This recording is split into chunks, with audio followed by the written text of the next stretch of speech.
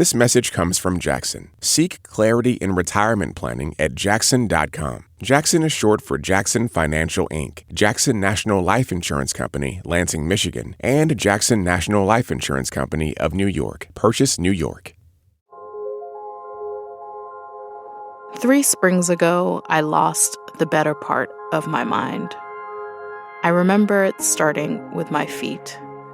I woke up one February morning and my feet were so swollen I could barely fit them into my roomiest sneakers. You're listening to Code Switch. I'm B.A. Parker, and that voice you're hearing belongs to Naomi Jackson. So I'm Naomi, and I'm a writer born and raised in Brooklyn. A few years ago, she wrote an essay for Harper's magazine titled Her Kind, on losing and finding my mind. She wrote it as a way to come to terms with her mental illness.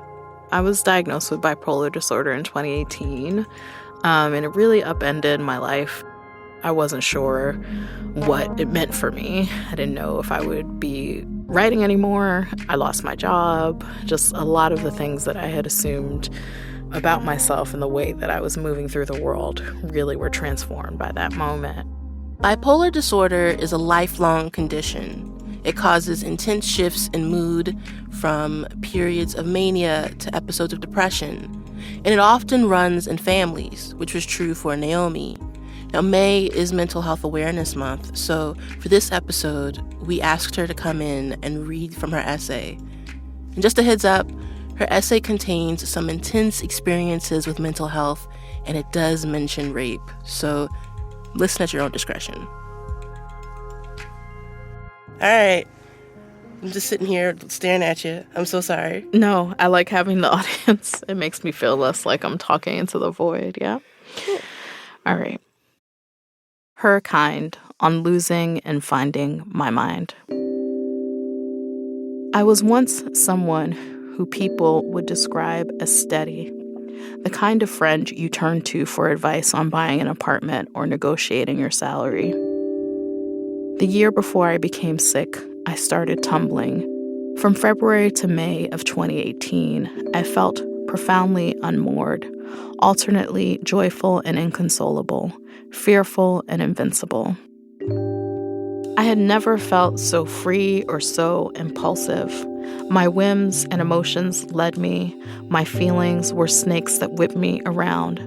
Some days, having a cigarette and a cup of coffee from the bodega, light with milk and 1 teaspoon of sugar, was the only thing that could cheer me up. What the world saw most was my rage. I'm typically a mild-mannered person who's slow to anger, patient to a fault, a pushover even. I hate confrontation. But that spring, I was furious. It was as if the weight of every unsaid thing and every unaddressed slight had built up in my body and was being released in one intense burst. I was mad, and I had a lot to say.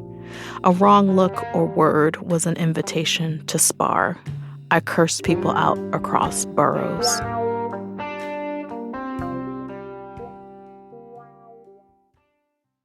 I was angry, but also afraid. I started having panic attacks almost every day.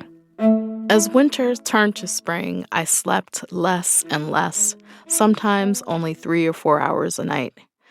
My husband was at a loss for what to do with me, how to keep me safe, so he sent me to spend time with my parents in Brooklyn. When I wasn't talking on the phone, I sulked, watched basketball, and skulked around the house in a white nightie.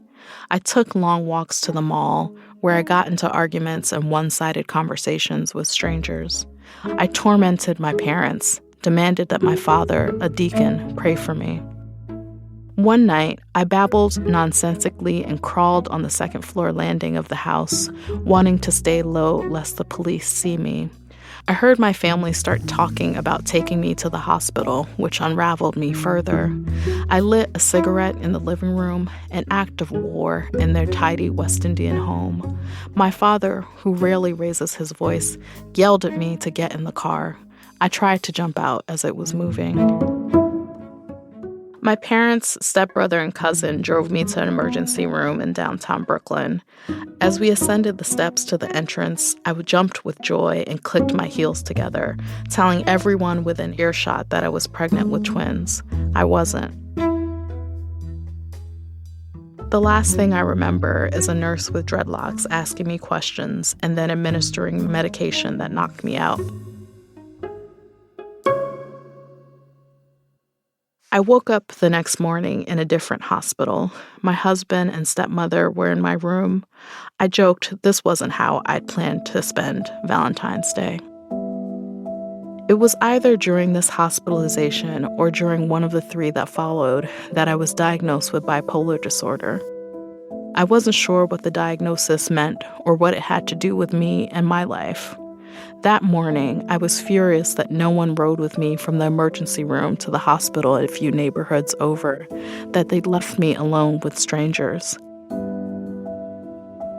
When my sister visited, I asked her how she could be certain that the medical staff hadn't raped me. She said it was unlikely, but admitted she couldn't be sure.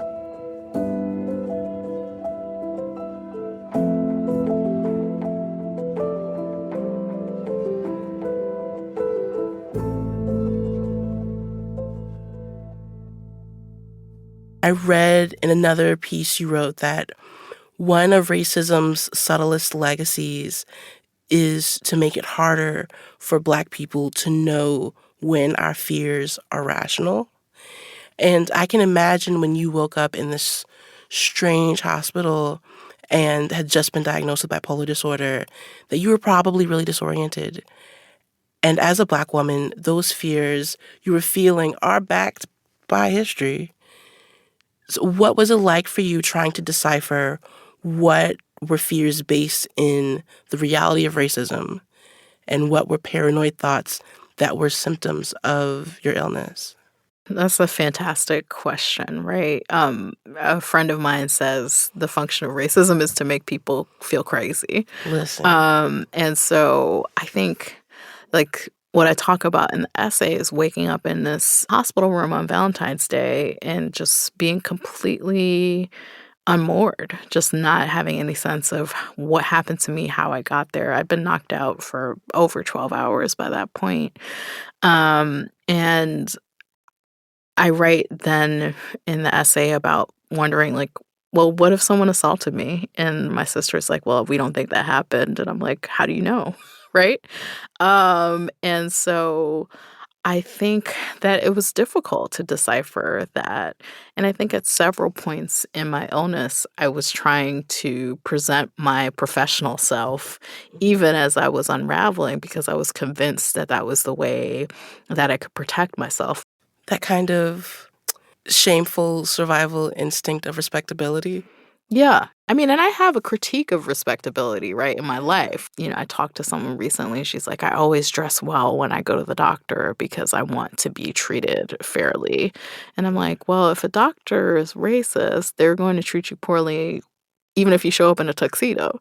But we have to try to be treated well. And the legacy of racism teaches us that we have to employ these strategies in order to be treated well.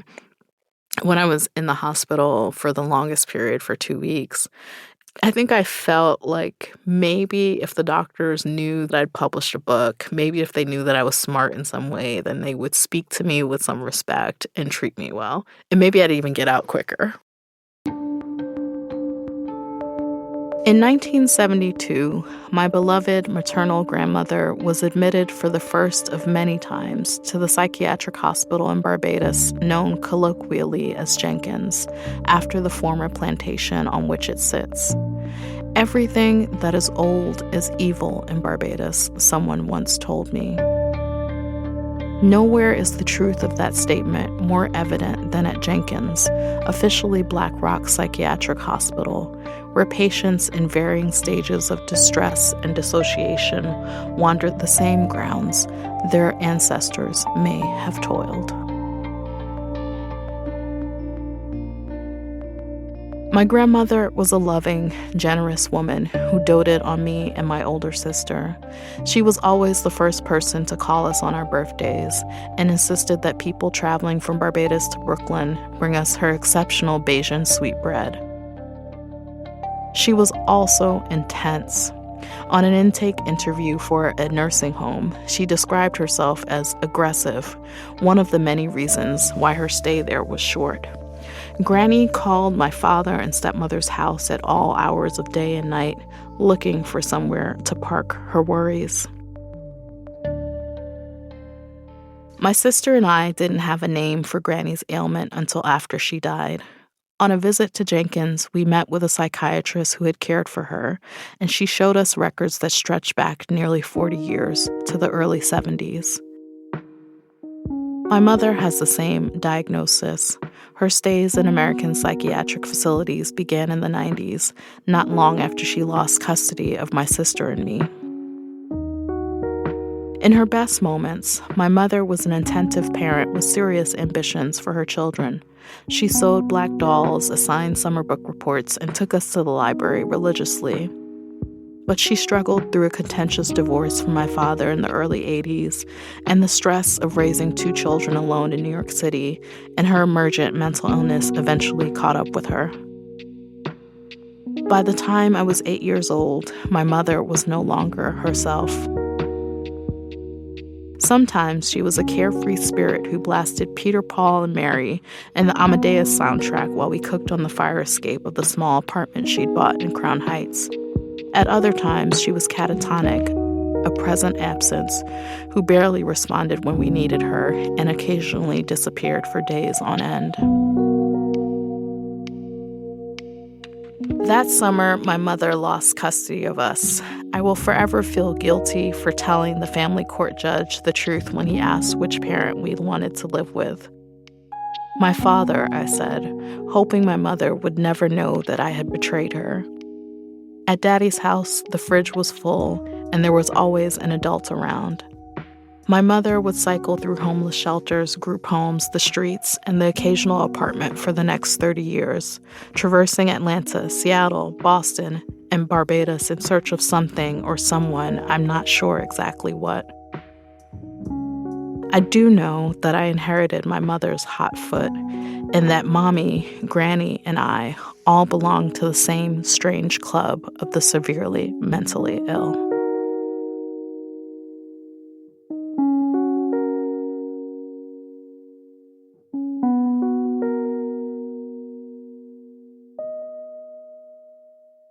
Coming up, more of Naomi Jackson's story. All right, girl, you are here losing it and stripping and running into people's apartments and messing with people's children. But at the end of the day, we're trying to make it out of the day alive, right? And so when the cops came, something in me switched on. Stay with us.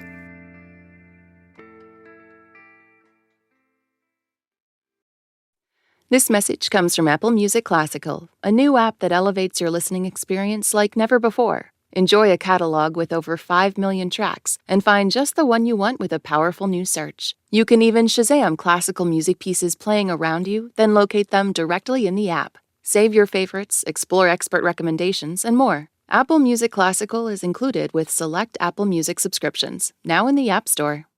This message comes from NPR sponsor BetterHelp, offering online access to licensed therapists. Therapist Joy Berkheimer describes how the BetterHelp intake questionnaire can help clients find a therapist that they relate to and feel comfortable with. You're able to look for a therapist who has knowledge around your family dynamics, your culture, your spirituality, so you can put your preferences in and set yourself up for having the healthiest space to be honest and flow through your processing. To get 10% off your first month of online therapy, go to betterhelp.com/NPR. This message comes from NPR sponsor Glassdoor. Making a career change can feel a lot like stepping into the unknown. But what if you could get a sneak peek inside a company before you even applied for a job? With Glassdoor, you can. You'll find candid reviews and ratings, salary info, and answers from the people who know, employees. Get started at glassdoor.com/lookinside and find a job that loves you back. This message comes from NPR sponsor Mercury, banking that offers a simple way to manage bank risk and protect your cash. Visit Mercury.com to join more than 100,000 startups that trust Mercury with their finances.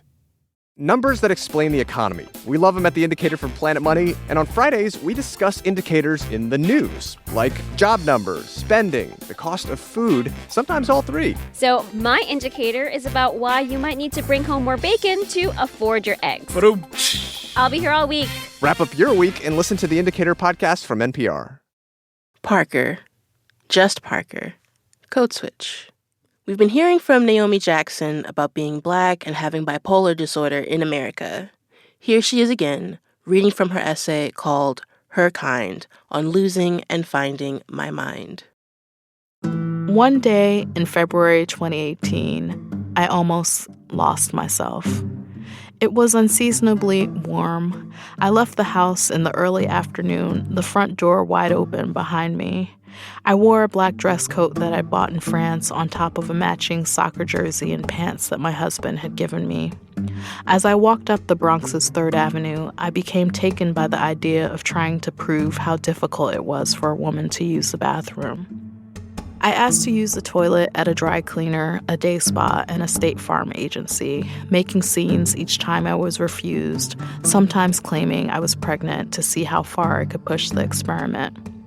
When I grew tired of the game, I stopped for a slice at a pizzeria, where I met a nice Black woman and her little girl.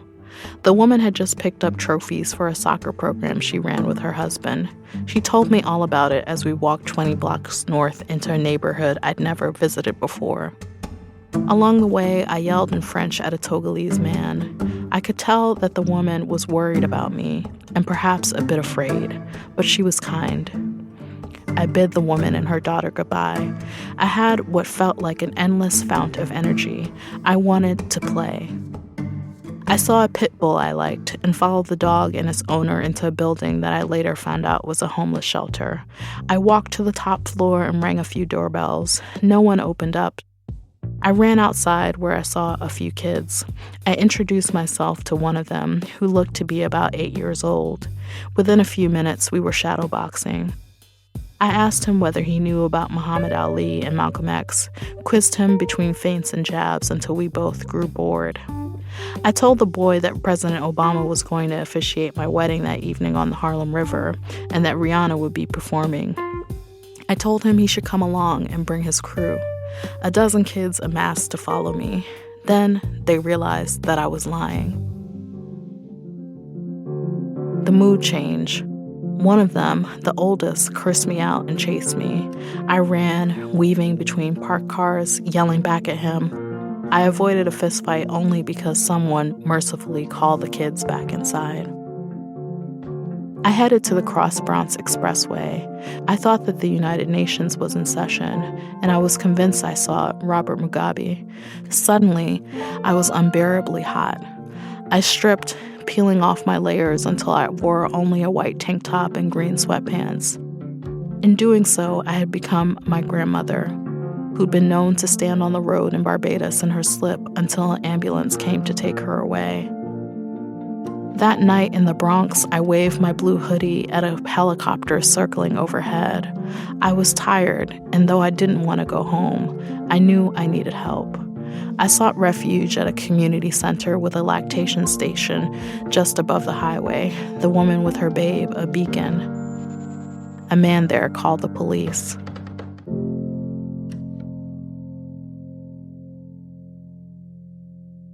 I had enough presence of mind to know to be afraid when the cops arrived. I knew that when mentally ill Black people spiraled, sometimes they didn't make it out of encounters with the police alive. In 2012, Sharice Francis took her last breath in her Jamaican parents' Queens basement after she was tackled by 4 police officers. In 2013, Miriam Carey, a Black woman with postpartum psychosis, was killed by police officers after driving her car into a restricted area near the White House. Her 13-month-old was in the back seat. In March 2020, Daniel Prude was pinned to the ground and died of asphyxiation after the police stopped him as he ran naked through the streets of Rochester. And that October, Walter Wallace Jr. was gunned down in Philadelphia while his wife tried to stop the cops by telling them he was mental.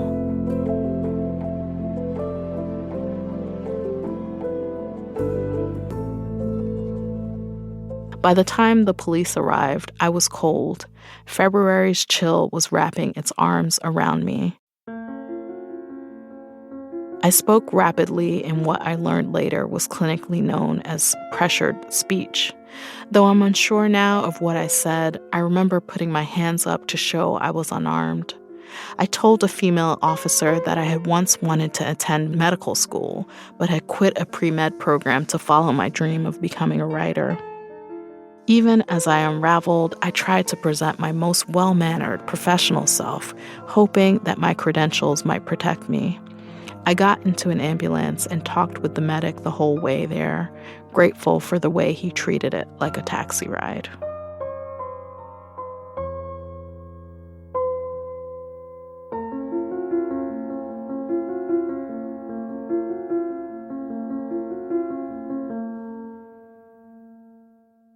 In that moment, when the police were called, you were aware enough to understand that your life was in danger. Do you think that awareness was sewn into your mania, or was it a piece of reality piercing through? I think that was reality showing up to be like, all right, girl, you are here losing it and stripping and running into people's apartments and messing with people's children. But at the end of the day, we're trying to make it out of the day alive, right? And so when the cops came, something in me switched on. I don't think that that's people's experience, actually, for the most part, who are experiencing episodes. I think actually the arrival of police can really activate them in ways that make them agitated and maybe lash out because the police are scary, right? But this was in the era of increased public activism about police brutality, right? And so I was hyper aware of what this could become.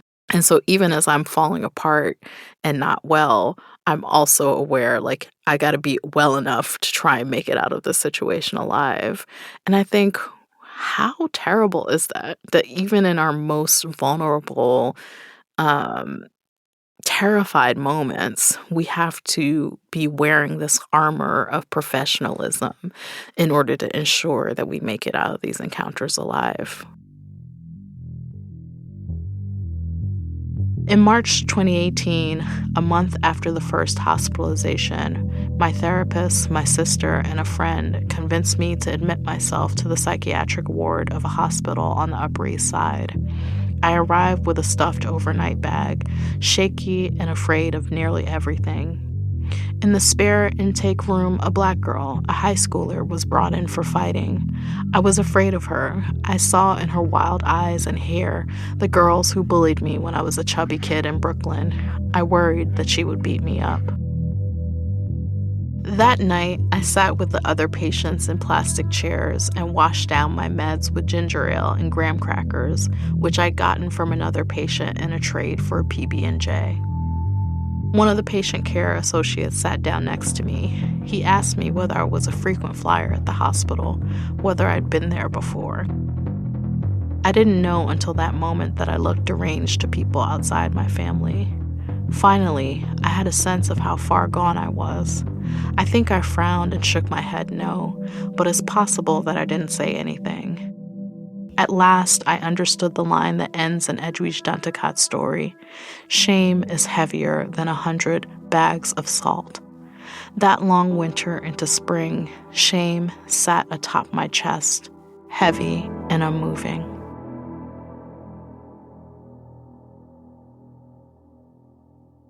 Shortly after I was released from the hospital, my mother came to visit.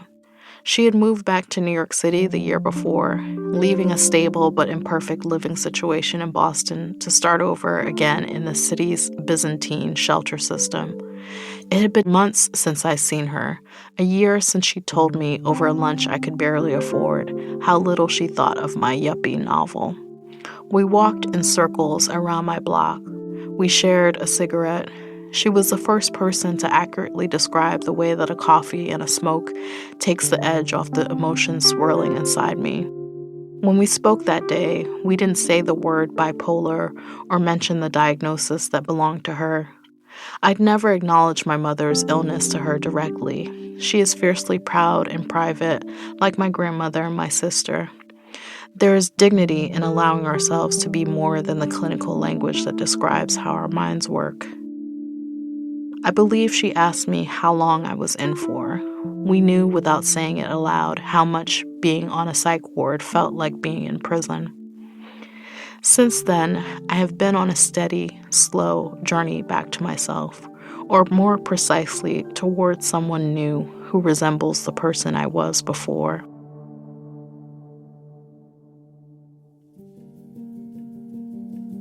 I stopped taking psychiatric medications when I got pregnant in the summer of 2019, and I have remained off them while I breastfeed my child. I'm somewhat in awe that the postpartum months have not plunged me into another crippling depression or sent me flying into another bout of mania. Feeling better makes me wonder what's changed and whether and how the sickness will come for me again. Although I hope there won't be a next time, I'm not naive enough to believe that I'm so exceptional as to be spared. A study in the American Journal of Psychiatry indicates that the likelihood of relapse within 5 years for people with bipolar disorder is more than 70%. When the next time comes, as I know it will, I pray for the patience and presence of my beloved community. I pray that I will not alienate my friends and family, that they will still want to walk with me, sit with me, listen to me. I know that what I needed the most when I was sick were compassionate, alert witnesses, people to listen and help keep me out of harm's way.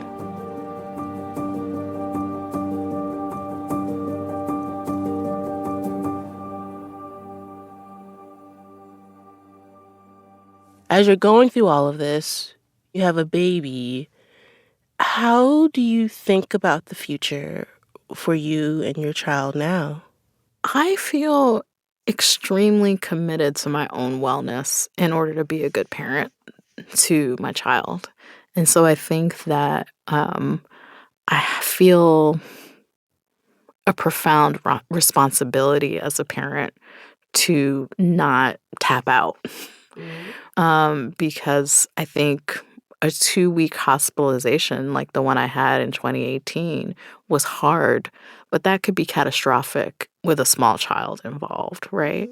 Certainly when I was contemplating having my own child, and even now having a young child, I worry. I think, is this something that I pass down to him? Is it responsible to have a child when you know that you have this family history of severe mental illness?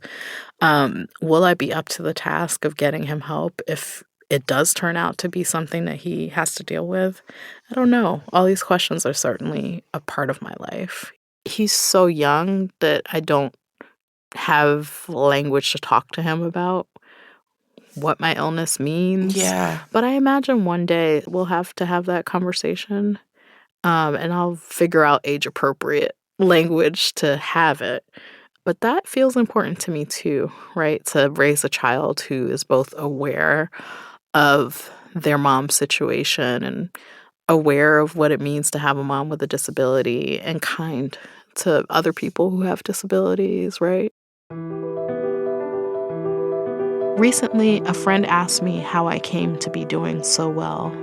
The answer is deceptively simple.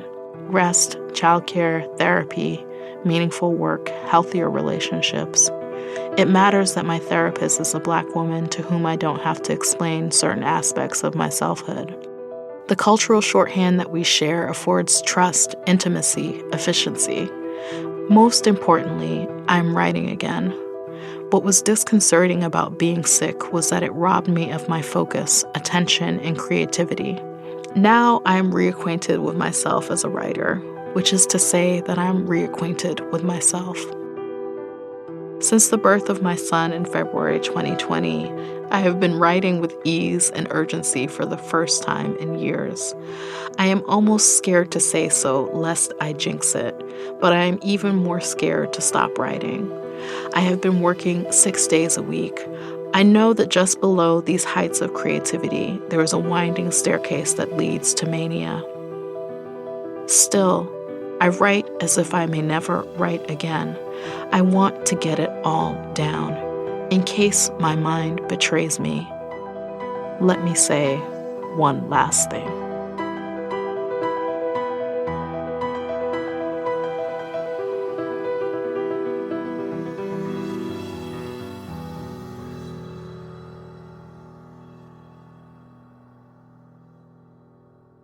Naomi, thank you so much for telling your story. Thank you so much for having me. And that's our show. You can follow us on Instagram at NPR Code Switch. If email is more your thing, ours is codeswitch@npr.org. And subscribe to the podcast on the NPR One app or wherever you get your podcasts. Just wanted to give a quick shout out to our Code Switch Plus listeners. We appreciate you and thank you for being a subscriber. Subscribing to Code Switch Plus means getting to listen to all of our episodes without any sponsor breaks. It also helps support our show. So, if you love our work, please consider signing up at plus.npr.org/codeswitch. This episode was produced by Kamari Devarajan. It was edited by Courtney Stein. Our engineer was Robert Rodriguez. Episode art was designed by L.A. Johnson. A big shout out to the rest of the Code Switch massive: Dahlia Mortada, Jess Kung, Christina Kala, Jean Demby, Steve Drummond, Lori Lizaraga, Verlyn Williams, and Leah Danella. You might have noticed a few names are missing from our credits this week. We've had to say goodbye to a couple of people who have meant so much to our team. Karen Grigsby Bates is a founding member of Code Switch, and her voice and charm have been such an influential part of how we sound. Episodes like The Women Behind the Montgomery Bus Boycott or What's in a Karen are just a glance at what will be missed. And a huge thank you to Alyssa Jung Perry, who spent the last few years being an integral part of Code Switch, reporting out and producing valuable episodes like Screams in Silence and One Korean American's Reckoning. We thank you for everything, and we're going to miss you very much. I'm B.A. Parker. Hydrate.